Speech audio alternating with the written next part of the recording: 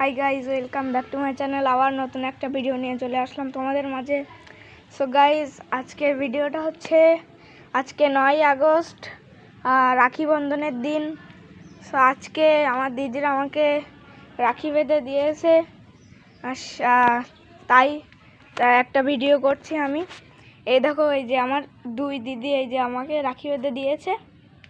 এই দেখো, আমার আজকের দিনটা খুবই আমি লাকি আজকে, যে এমন আমি একটা ভাই হয়েছি, আমার দিদিদের এত আদর পাচ্ছি।